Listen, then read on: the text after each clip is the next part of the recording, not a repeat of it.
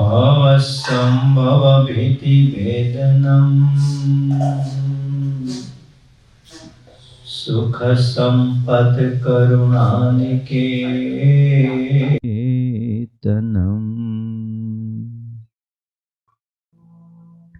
व्रत दान तपः क्रिया फलम्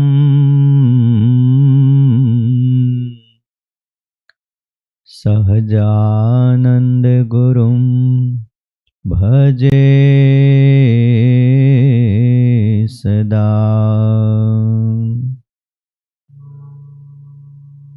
यदपांग परिस्पंदे विश्वमेतद् व्यवस्थितम्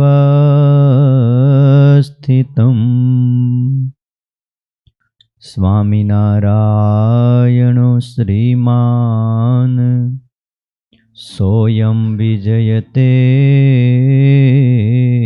तराम्। ॐ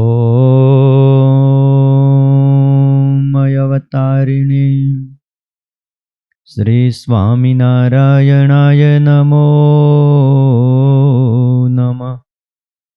श्री हरि कृष्णाय घनश्यामाय नमो नमः। एकाकी वनवासीने कंद फलाशिने श्री नीलकंठ वर्णींद्राय नमो नमः। परात्पराय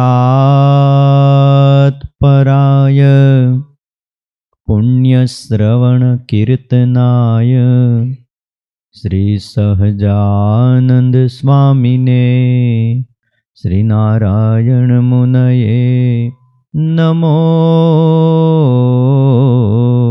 नमः। बोलो श्री स्वामिनारायण भगवाननी। हरे कृष्ण महाराज।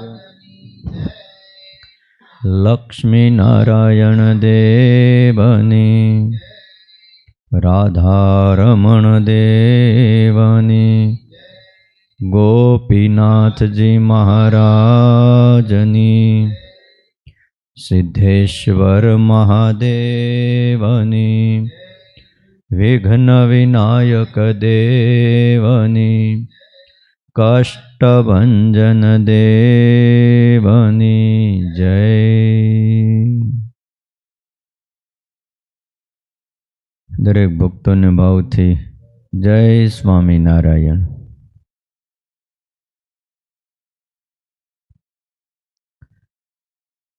वाला भक्तजनों, सर्वाधार सर्वोपास्य परम कृपाळु इष्टदेव भगवान श्री स्वामीनारायण, वात्सल्य मूर्ति पूज्यपाद गुरुजी, आप सौ वहाला हरिभक्तों, आज तारीख 4/1/2022 मंगलवार छे। शिक्षापत्री भाष्यनी कथा चाले छे। पवित्र धनुर्मासना दिवसो छे। हवे 10-12 दी बाकी रह्या, 10 दी रह्या। ले हूँ बात करो दादा, जिंदगी वही गई। हैं 37मो श्लोक छे।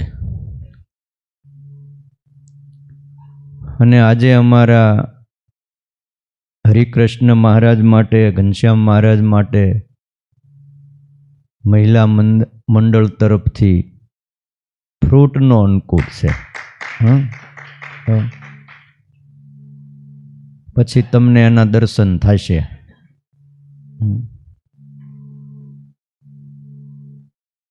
આજે જે શ્લોકમાં આવે છે ને એ જ વાત આવે છે। ખાલી હાથે ન જાવું। આજ બરાબર શ્લોક આવે છે ને શ્લોકનું પાલન થાય।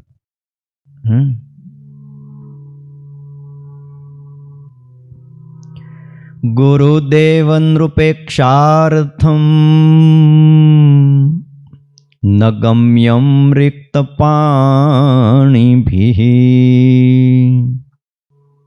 વિશ્વાસઘાતો નો કાર્ય સ્વશ્લાઘા સ્વમુખેન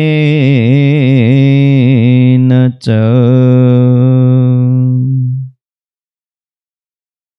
ગુરુદેવ નૃપ રાજા આ ત્રણના દર્શન અર્થે જાવું ત્યારે ઠાલે હાથે ન જવું. આ એક આજ્ઞા. આમાં ત્રણ આજ્ઞા છે.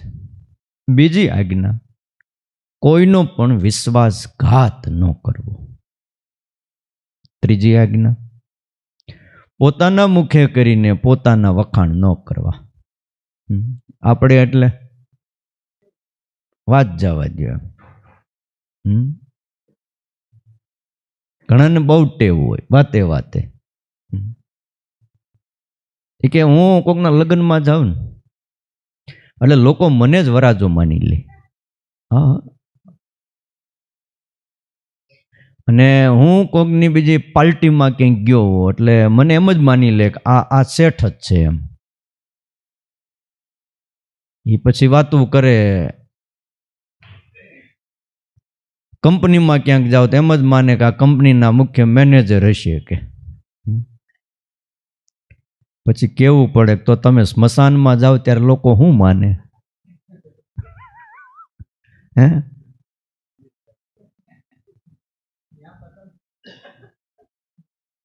એટલે પોતાના મુખે વખાણ ન કરવા.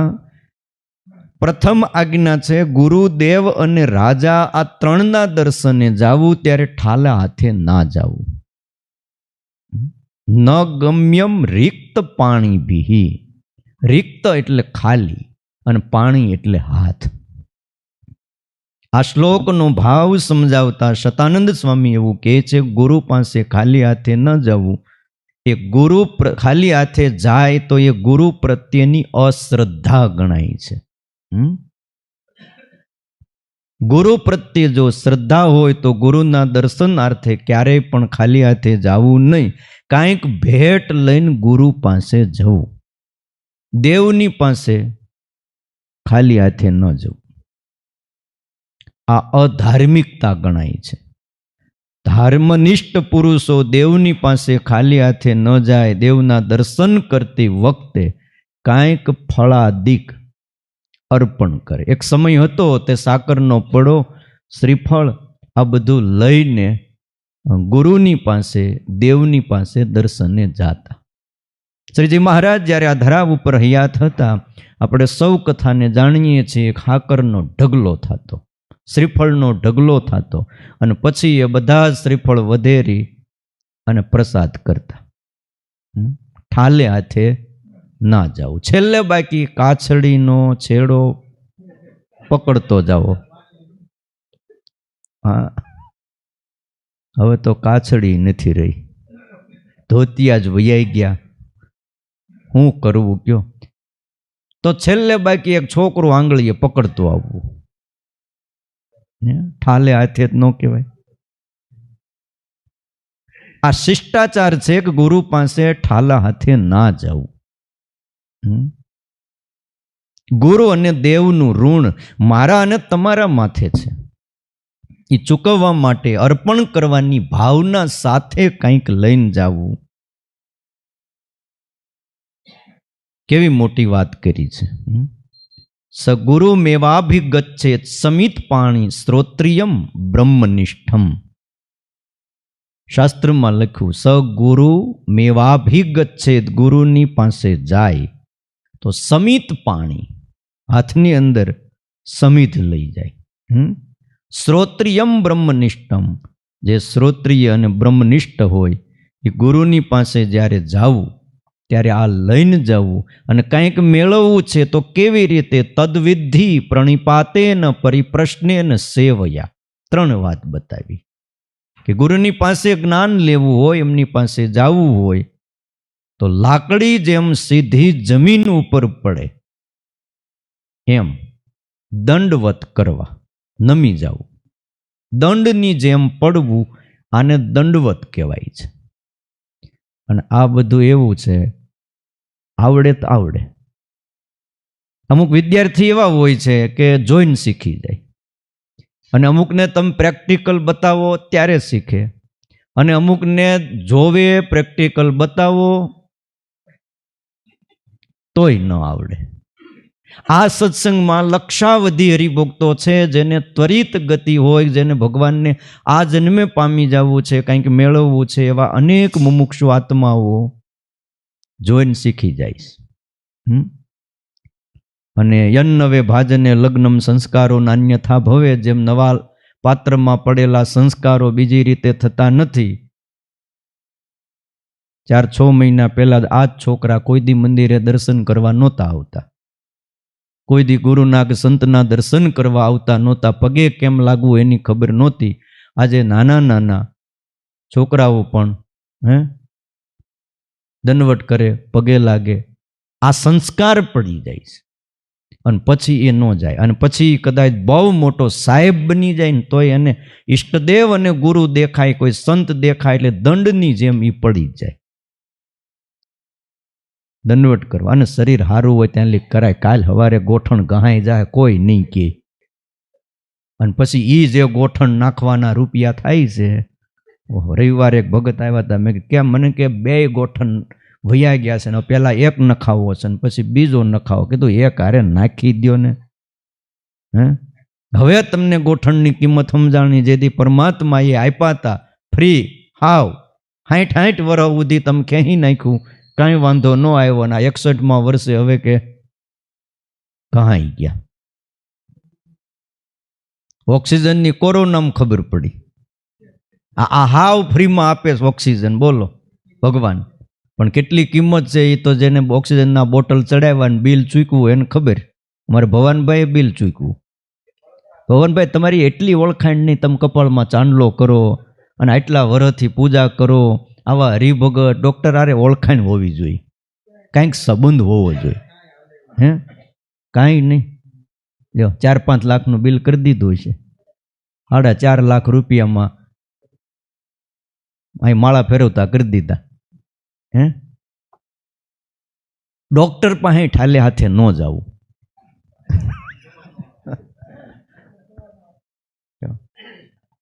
એવું લખ્યું નથી, પણ છતાંય લોકો ડોક્ટર પાસે ઠાલા હાથે નથી જતા. કોઈ પણ સંબંધીને દાખલ કર્યો હોય ને ખબર પડે, કોઈક બીજા દાખલ કરી આવ્યો ને આવડો મળવા જાય તો ખિસ્સામાં રૂપિયા નાખીને જાય. ભાઈ કદાચ કાંઈ ઓપરેશન આવે, એક્સિડન્ટ થયું હોય અને ખબર પડે ઘરના સભ્યોને, એટલે ઘરેથી વ્યવસ્થા કરીને જ જાય.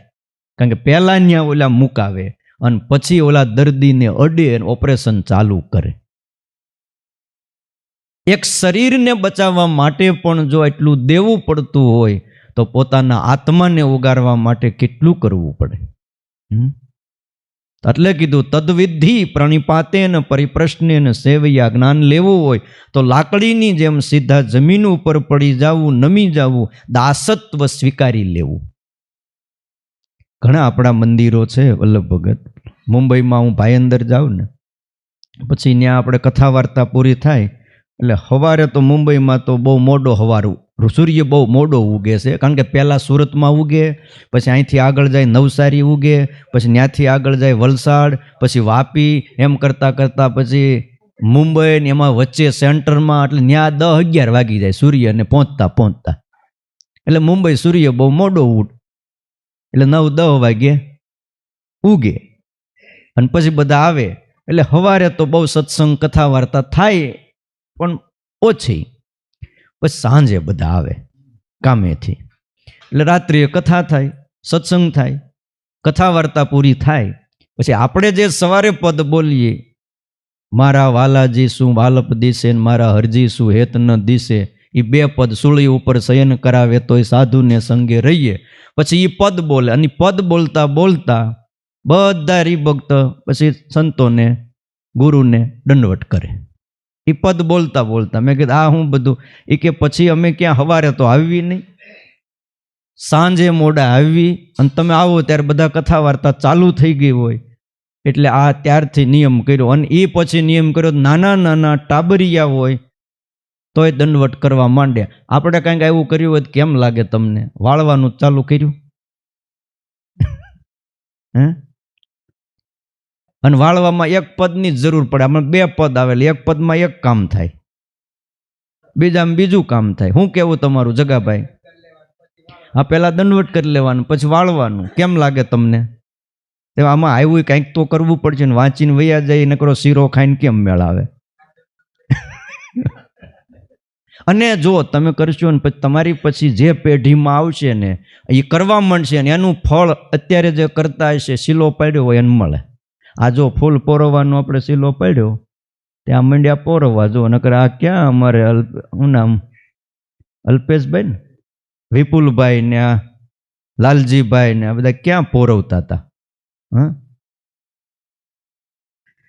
પણ હવે પછી એને એક દિવસ નો આવે ને ફૂલહાર પોરવા, તે અંદરથી કંઈક મંડે થવા. આ વલ્લભ ભગત છે, કીર્તન બોલવા 1 દી 2 દી ન, મને ઘણી વાર કે મને કે હવે હું તો એવો અટવાઈ ગયો છું ને, ક્યાંક ફિટ થઈ ગયા હોય, ક્યાંક રોકાવવું પડે હોય, ક્યાંક ફરજના ભાગરૂપે કોઈ મા બાપની સેવામાં, ક્યાંક બીજે ઘરના કોઈ પ્રશ્નમાં કોઈ માંદું હાજુ હોય ને રોકાવવું પડે.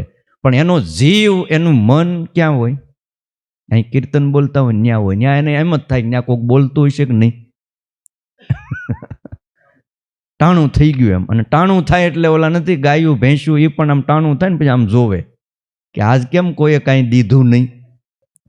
તમે જોજો ગાયું ભેંસ્યું ને મોડું થાય ને એટલે એ તરત જ આમ ઘાસ સામું કે રજકો હોય, પાલો હોય, કંઈક ઝાર હોય એની સામું નજર કર્યા કરે. તરસ લાગે એટલે પણ કોઈક નીકળે એટલે આમ તરત સામું જોવે. અને ડાયો ખેડૂ સમજી જાય કે આને કંઈક જરૂર છે. પણ અમુક તો ઓહો નો સમજે. એટલે આ સત્સંગમાં જે સમજે છે ને એ બહુ ઊંચાઈએ પહોંચે છે. એટલે 3 પ્રકારે ગુરુ પાસે જાય અને જ્ઞાન મળે છે. એક તો દંડની માફક પડી જવું, એટલે દાસત્વ સ્વીકારી લેવું. આપણે રમણ મહર્ષિ કે નામ ભૂલાઈ ગયું, બહુ મોટા સંત થઈ ગયા મહર્ષિ. એમની પાસે કોઈ આવતું અને કે ગુરુ મહારાજ મને કંઠી બાંધી દો. તો જો અહીં રે મારા આશ્રમમાં રોકા 5 દી 15 દી મહિનો, પછી તને એમ લાગે કંઠી બાંધ્યા જેવી છે તો બાંધ, અને ન બાંધવી હોય જો રસ્તો ખુલ્લો જ છે. પછી મહિનો 15 દી જેવો મુમુક્ષુ એને રોકે, પછી આવે હવે કંઠી બાંધો, હજી રોકાન થોડુંક રોકાય. 3જી વાર આવે હવે કંઠી બાંધી દો. મા બાપ હવે મારે બહુ દિવસો થઈ ગયા છો તો કંઠી બાંધી દો. તે જોઈ લીધું આ ઝૂંપડું છે, આ આશ્રમ છે, અહીંયા બીજું કાંઈ રીધિ સીધી નથી, ફાવશે? ઉપર છાજ છે, આ તેથી પતરાય નહોતા, ઘાસનો છાજ છે ઉપર, અને આ છે એક પોતળી છે, તો કે ફાવશે. તો જો કંઠી બાંધવી હોય તો બાંધ. એકવાર બાંધી માથું નમાવ્યો, માથું ઊંચું નહીં કરતો. જો માથું ઊંચું કરવું હોય તો હજી હું તને કહું છું રેવા દે, વિચારી લે. ઘણા મહાત્મા છે, ગમે ત્યાં તને મળી રહે, દુકાને મળે 2 રૂપિયાની 5 રૂપિયાની કંઠી લઈને પહેરી લે ને ભલામણ. મારી પાસે તારે શું જરૂર છે? તો ના મારે કંઠી બાંધવી છે. અને બાંધ્યા પછી કે હવે માથું ઊંચું કરતો નહીં, અને પછી કંઠી કાંદતો નહીં. કાલ સવારે કહો કે ભાઈ ત્યાં તો કાંઈ છે નહીં, ત્યાં તે કંઈ ભાળ્યું નહીં. આ દુનિયામાં અનેક પ્રકારના વાયરસો આવતા હોય છે. તો કે ના હવે બરાબર છે. પછી કંઠી પહેરાવતા. એટલે જ્ઞાન લેવું હોય તો દાસત્વ સ્વીકારવું પડે, અને દાસત્વ સ્વીકાર્યા વગર જ્ઞાન મળે ને. એટલે કીધું ગુરુ પાસે જવું ત્યારે ઠાલા હાથે ન જવું. વિદ્યાર્થી ભણવા જતા ને તો હાથમાં સમિત ઘાસ લઈને જતા હતા. અને એક સમય હતો આપણે ત્યાં આર્ય પુરુષોનો કે એને ભણાવવા રાખવાનો હોય ને ત્યારે એને સીધા અડતા પણ નહીં. કે વિદ્યાર્થી આવે 8 વર્ષે અને જનોઈ લીધી હોય ઉપવિત સંસ્કાર, ત્યાર પછી ગુરુના આશ્રમમાં એને ભણવા મૂકતા 8 વર્ષ પછી. અને આવે એટલે સમિત પાણી, હાથમાં સમિત હોય યા તો ઘાસ હોય, અને સામે એ ઋષિઓ ઊભા રહેતા અને ઘાસનું તવણું આગળથી પકડે, અને હામા છેડે એને ઘાસનું તવણું પકડવાનું, અને આમ પકડે ને ખબર પડી જાય કે આને વિદ્યા અપાય ને આને ન અપાય. પછી કા ડાભડો લેવા મોકલે, અને ડાભડો લેવા મોકલે અને પછી આવીને કે તારા હાથ આમ કરતો ને હાથ આમ કરે ને એમાં ક્યાંય ચીરો ન હોય હાથમાં તો એને વિદ્યા ભણાવતા. ડાભડો લ્યો એટલે હાથ હોરાઈ જાય. ડાભડો લેતા ન આવડે અને વિદ્યા લેતા શું આવડે? હમણાં પરીક્ષા લેતા હતા અને સીધા અડતા પણ નહીં, ઘાસના તવણાને અડે એટલે સામેથી વાઇબ્રેટ આવતો. અને ઋષિઓ એટલા સમર્થ હતા, કળી જતા કે આને વિદ્યા દેવાય. અને પાત્ર ન હોય તો એને કે તું છે ને સેવા કરી, ગાયું ચરાવવા મોકલે, ઋષિની વાડી હોય ત્યાં ખેતીવાડી કરવા મોકલે, અને કાં ભિક્ષા માગવા મોકલે. આ તો રોજનું હતું. ભિક્ષા માગવા જવાનું ગુરુના આશ્રમમાં થી ગામમાં, ભિક્ષા લાવીને જે અન્ન મળે એ બધું જ ગુરુને આપી દેવાનું, અને પછી ગુરુ આપે એ જમવાનું, અને ન મળે તો કાંઈ બોલવાનું નહીં, મારે બાકીશ. બોલો, આવી કસોટી કરતા. એમાં એક આશ્રમમાં એક ગુરુને એક ચેલો એવો મળી ગયો કે જા બેટા ભિક્ષા માગીએ, ભિક્ષા લઈ આવે. એમાં થોડાક સમય પછી એક સદગ્રહસ્થ આવ્યા કે આજે ધનુર્માસ ચાલે છે બાપજી, મારા ઘરે ભિક્ષા લેવા મોકલજો, હું ભિક્ષા આપીશ અને વડા બનાવાશ. તે સારું મોકલું છું. શિષ્યને મોકલ્યો કે તું છે ને ગામમાં ક્યાંય ફરતો નહીં, આપણા ફલાણા ભગત છે ને એના ઘરે જાજે અને ભિક્ષામાં વડા આપે જોડી લેતો આવજે આશ્રમમાં. સારું ગુરુદેવ. ગયો અને લત ગ્રહસ્થ સવારના પહોરમાં ગરમા ગરમ બટેકા વડા એ પેક કરી નીચે ઓલા આપણે કેળના પત્ર કે પતરાળા એમાં વીંટી અને જોળીમાં મૂક્યા. પણ હવે જોળીમાં આવે એની સુગંધ કાંઈ દાબી દબાઈ થોડી, એ તળાતા હોય ત્યાંથી સુગંધ આવતી હોય ને એમાં જોળીમાં આવે ને હાલ્યો આવે ને સુગંધ આવે. એટલે વિચાર કર્યો શિષ્યએ, ગુરુ બહુ દયાળુ છે, હું આશ્રમમાં જાઉં એટલે અડધા તો મને આપે જ ગુરુ, અને એ આશ્રમમાં જાઉં ને મને અડધા આપે અને ઠરી જાય એના કરતાં 15 હું અહીં ખાઈ લઉં. 30 હતા, 32 હતા, કંઈ 32 બટેકા વડા હતા, એટલે કે મને એમાં 16 તો ગુરુ આપે જ. એને ગણી જોયા તો કે 16 આશ્રમમાં જઈને ઠરેલા ખાવ એના કરતાં અહીંયા હું ખાઈ લઉં અને 16 વધ્યા એ ગુરુને અર્પણ કરી દઉં. તે 16 બટેકા વડા બોલો હવારના પોરમાં ગરમા ગરમ ઉપાડી લીધા, હજી ધરાવાનું બાકી છે. પછી હાલતો થયો. આશ્રમ છેટો, ગામ છેટું હતું એટલે ત્યાંથી આશ્રમમાં પહોંચે વાર લાગે. થોડોક હાલ્યો ને ત્યાં વિચાર આવ્યો, ભલે હું હોળ ખાઈ ગયો પણ તોય ગુરુ એકલા તો ન જ ખાય. એટલે ગુરુ એટલે ગુરુ એમ, પછી એમાં કાંઈ નહીં, એટલા દયાળુ એટલા કૃપાળુ, મને તોય 8 તો આપે જ. કેટલા? 8 તો મને આપે જ. અને એ 8 આપે ને ત્યારે પાછા ઠરેલા ખાવા એના કરતાં અહીંયા ખાઈ જાવ તો તે બીજા 8 ખાઈ ગયો. હવે વધ્યા કેટલા? 8. એ 8 લઈને હાલતો થયો, પણ હજી આશ્રમ તો એમ તો કાંઈ આવે નહીં. વળી પાછો સંકલ્પ થયો, કારણ કે એકવાર દાઢે અડી જાય ને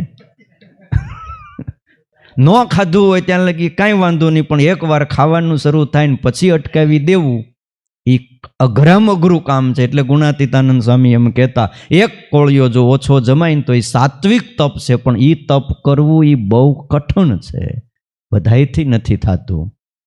એ 8 બટેકા વડા લઈને હાલતો થયો. સુગંધ તો આવતી હતી અને ભાઈ ખવાઈ ગયા હતા. વળી સંકલ્પ થયો હજી ગુરુ 4 તો આપે જ, ભલે હું 8 ખાઈ ગયો બીજા, પણ તોય ગુરુ એ ગુરુ છે, 4 આપશે. હવે 4 તે દી ઠરેલા ખાવા, ગરમ ખાવ તો તે વળી એમાંથી 4 ખાધા, 4 વધ્યા. એમ કરતા કરતા વળી પાછો સંકલ્પ થયો કે હવે તોય ભલે ગુરુ 2 તો આપશે જ, 4 માંથી પણ 2 ગુરુ તો મને આપશે જ. હવે 2 ત્યારે આશ્રમમાં ખાવા, અહીંયા જ ખાઈ લો તો વળી 2 ખાઈ ગયો. કેટલા વધ્યા? 2 વધ્યા. અને એમ કરતા કરતા આશ્રમ સામે માંડ્યો દેખાવા. ત્યાં નજીક આવી ગયો. 2 બટેકા વડા એ વધ્યા. ત્યાં વળી સંકલ્પ થયો 2 છે ને તોય ગુરુ 1 તો મને આપે જ. ત્યાં મન કે હવે રહેવા દે, 2 રહેવા દે. અંદરથી જીવે કીધું એલા તું અહીંયા હું કરવા આવ્યો છો? ગુરુની સેવા કરવા આવ્યો છો કે આ બટેકા વડા ખાવા આવ્યો છો? જીવે ના પાડી. અંદરથી જીવ બિચારો પાછો મૂંઝાય પણ મન હાલવા ન દે. પણ તોય મને બળવો કર્યો. પણ એલા ભાઈ ગુરુ એ ગુરુ છે. ગુરુ તત્વ જ આખું કંઈક જુદું છે. આપણે એને સમજી શકીએ નહીં. ગુરુની દયાળુતા 1 તો હજી મને આપે જ કે એમ કરીને 1 મોઢામાં મૂકી દીધું ને હાલતો થયો ત્યાં આશ્રમ આવી ગયો. તે ગુરુ પાસે જોડીમાં 1 બટેકવડું હતું મૂક્યું. લ્યો ગુરુ આ ઓલા ગ્રહસ્થ એ ભેટ આ ભિક્ષા આપી. એટલે ગુરુ 1 બટેકું વડું જોઈ આમ પાત્ર મૂકેલું સામે, ભલા માણા 1 જ આપ્યું? આપે ભિક્ષામાં કોઈ પણ ગ્રહસ્થ કંઈક વ્યવસ્થિત માપે આપે. તો કે એમ તો 32 આપ્યા હતા. 32 બટેકા વડા આપ્યા હતા ને તું આ 1 કેમ 31 ક્યાં પડી ગયા? તો કે એ તો હું ખાઈ ગયો. એટલે પણ તે કેમ ખાધા? 1 હતું એ લઈને મોઢામાં મૂક્યું, આમ ખાધા કે હવે આ ન કીધું હોત તો 1 વધત. એ કે આમ ખાધા. બીજામાં ખાવામાં બીજું શું હોય? હવે જ્ઞાન લેવું હોય હે આમ મળે? જો સેજ સ્વાદ આવતો ને તો ઋષિઓ જ્ઞાન નહોતા આપતા. જીભ ઉપર ચપટી ખાંડ મૂકતા અને એવી કસોટી લેતા ખાંડ ઓગળે નહીં ને પછી વિદ્યા આપતા. હવે તમે ખાંડ મૂકી જુઓ છે. જીભ ઉપર ખાંડ મૂકો, હાકર મૂકો અને ઓગળે નહીં, બોલો. પણ એવાય વિદ્યાર્થી હતા. હા, આપણે ઈસરદાન ગઢવી થઈ ગયા ને કવિ, બહુ જબર. આપણે એક દી સભામાં વાત કરી હતી. દ્વારકાધીશને એમણે ગ્રંથ અર્પણ કર્યો હતો. પિતાંબર ભટ્ટ જામનગરના પંડિત, એનાથી એનો સુસુપ્ત આત્મા જાગ્યો હતો. પછી ગ્રંથ લખતા હતા. ગોરાણી રોજ એને બપોરે જમાડે. ગોરાણીને કીધું હતું તો એને જમાડી દેજે. ભાગવત ભણાવ્યું. પછી તો આખો દ્વારકાધીશના મહિમાનો ગ્રંથ લખો. હરિરસ ગ્રંથ લખો. કયો ગ્રંથ? હરિરસ. ગ્રંથ લખતા લખતા લખતા આમ એન્ડ ભાગ આવી ગયો, એટલે પૂરો થવા આવ્યો હતો. કદાચ થોડો બાકી હોય તો. એમાં એક દી ગોરાણી કીધું કે આજે એ સરદાને મીઠું માગ્યું, સબરસ માગ્યો જ કે ઠીક છે તો હવે ગ્રંથ પૂરો. શું? હરિરસ કરતા એને સબરસ વધારે વાલું છે. પછી આગળ ગ્રંથ ન લખી ક્યાં જ્ઞાન ગયું. બોલો, આજે પણ એ ગ્રંથ એમનું ઉપલબ્ધ છે. એન્ડ ભાગ જે પૂર્ણ કરવાનો હતો એ પછી ન્યાજ સમાપ્ત લખી નાખવું પડ્યું. ગોરાણી એટલું કીધું, રોજ જમવા બેહે ને એટલે પિતાંબર ભટ્ટે કીધું તો ક્યારેક મીઠું વધારે નાખવું, ક્યારેક ઓછું નાખવું, ક્યારેક આમ કરવું, બધું એ પ્રમાણે રસોઈ બનતી હતી. પણ એકવાર હાવ ન નાખ્યું તો કે સબરસ છે? તો સબરસ તો હોય જ ને, તો લાવો જરાક. થાળી મીઠું લીધું ને ભટ્ટને વાત કરી. ભટ્ટ કે આને રસ ઓમાં નથી, એટલો બધો છે ખરો પણ આજ રસ બીજી વયું ગયો, ન્યા અટકી ગયા. એટલે દાસત્વ સ્વીકારી લે તો જ્ઞાન મળે.